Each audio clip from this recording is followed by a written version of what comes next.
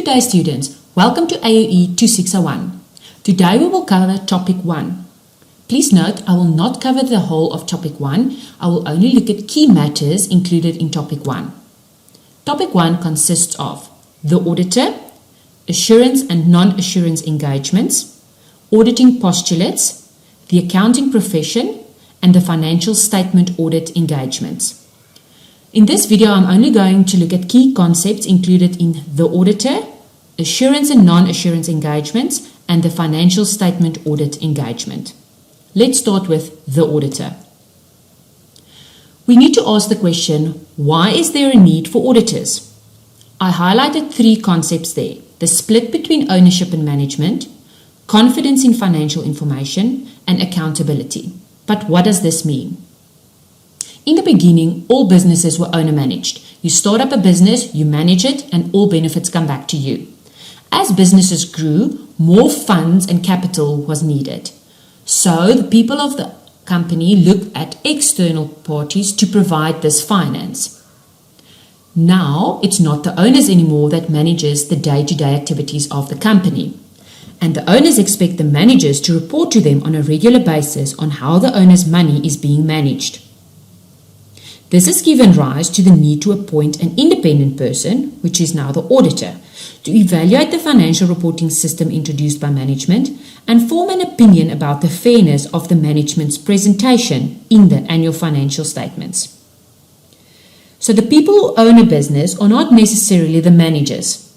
The external auditor is appointed to evaluate the reports of the managers and provide an opinion to the owners.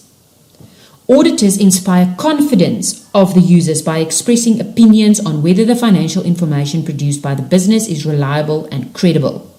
And users require accountability, and auditors provide an independent service which assesses and evaluates whether the directors are in fact meeting their responsibilities. Let's look at independence and fundamental ethical principles. Independence is the characteristic that is common to all the assurance engagements, but it is not the only essential characteristic. The South African Institute for Chartered Accountants, SAICA, states that all external auditors need to comply with the following fundamental ethical principles. They are integrity, confidentiality, professional competence and due care, professional behavior, as well as objectivity. I've included a little image there for you to help you to remember these fundamental principles as well as independence.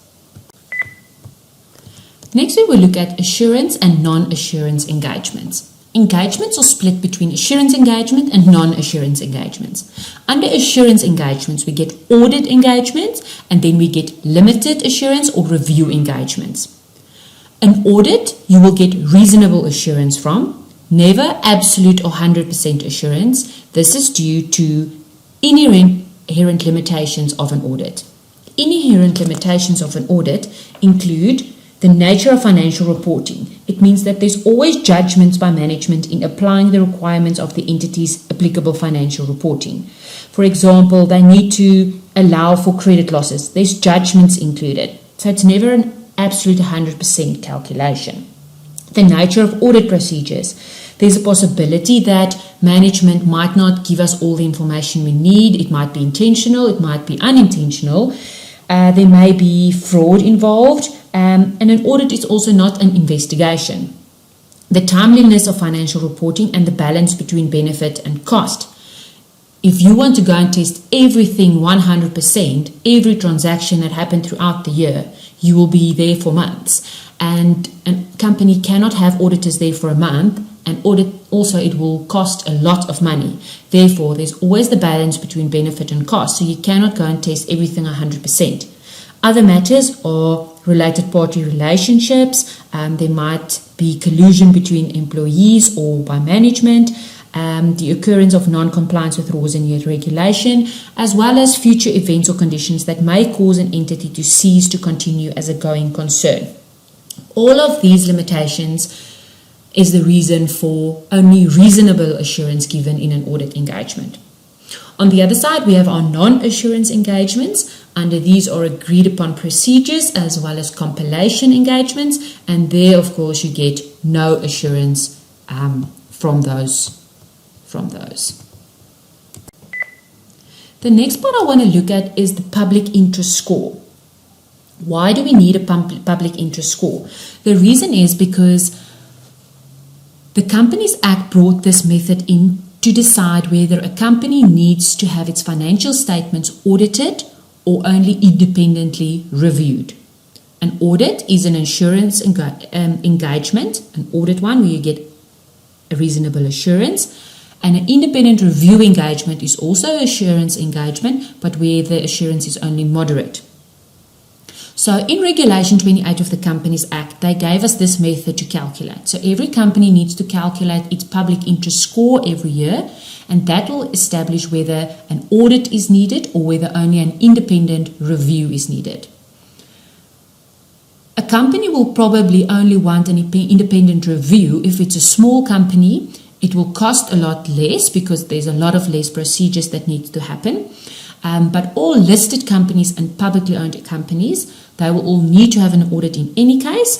But for private companies, they can go and do the public interest score to decide whether they need an audit or an independent review.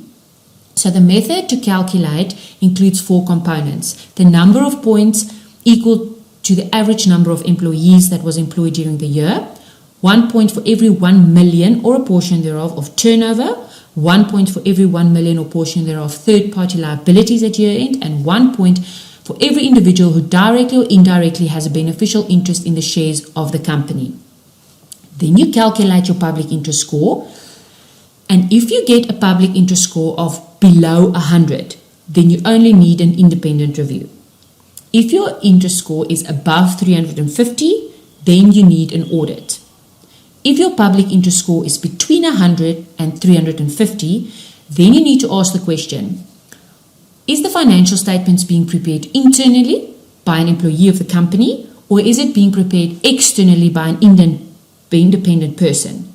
If it's independently prepared, then you can only do an independent review. But if it is internally prepared by someone of the company, then you will have to do an audit. Let's look at an example. Forest Pty Limited is a company that builds wooden furniture, and extract from their financial statements at 31st December 2019 are included below. We give you there the amount of revenue in the financial statements, trade payables, loans to third parties. We also say Forest employed 56 employees during the financial year and has 12 shareholders at 31st December 2019. The financial manager, Mr. Jones, prepared the financial statements annually. Calculate the public interest score and comment on whether the financial statements for the year ended 31st December 2019 needs to be audited or independently reviewed. Okay, let's go and do the calculation. Revenue. Revenue, you get 26 points for this calculation. Why? Because the revenue amount is 25 million. So for every million or a portion thereof, you get 1 point. Therefore, 26 points. For your third-party liabilities, you get the 2 million trade payables as well as the 5 million third-party liabilities. Therefore, you add them together, then you get 7.5 million. So for every million or a portion thereof, you get a point. Therefore, 8 points. For your shareholders, you get your 12 points for every shareholder, and for the employees during the year, 56 points. That gets you to a total of 102. So our public interest score is above 100, but it's below 350. Now we have to go and look. Our financial statements are prepared internally by the financial manager. Therefore, we need to be audited. If you look at your table there, it shows there that it is between 100 and 350. Our financial statements are compiled internally. Therefore, we need an audit. The next part we will look at the financial statement audit engagements. Here I'm going to look specifically at the management's assertions regarding the financial statements. Management is responsible for the fair presentation of the financial statements. So management make representations about the company's assets, equity, liabilities, transactions, and events. These representations are termed assertions of management. There are three categories under which management assertions fall. These are the assertions about classes of transactions and events for the period under audit, assertions about account balances at the period end, and assertions about presentation and disclosure. Here I've included a little table for you which will make it easier for you to go and learn. For classes of transactions and events, there are 6 assertions applicable, and they are only applicable to classes of transactions and events. These are occurrence, completeness, cutoff, accuracy, classification, and presentation. The 6 assertions relating to account balances are existence, rights and obligations, completeness, accuracy, valuation and allocation, classification, and presentation.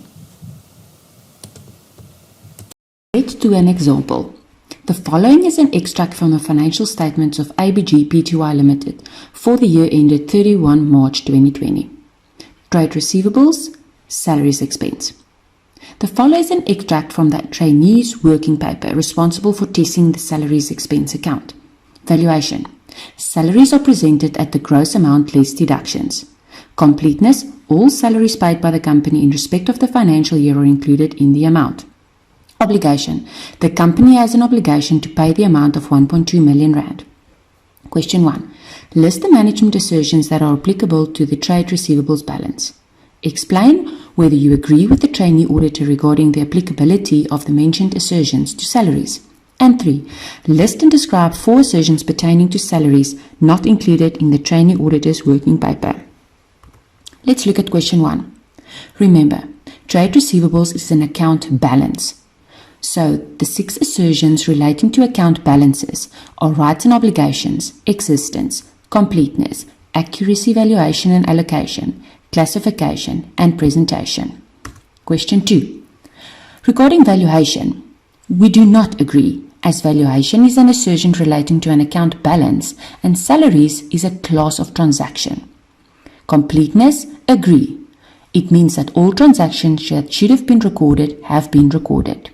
Obligation. We do not agree, as again, this is an assertion relating to an account balance at year end.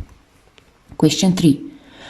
4 assertions relating to the account are occurrence, and it means all salary expenses are genuine expenses and pertain to the entity. Accuracy. Salary amounts have been recorded appropriately. Cutoff. Salaries have been recorded in the correct accounting period. And classification. Salaries have been recorded in the proper accounts. I hope this helps a bit to get these key concepts under control. Good luck.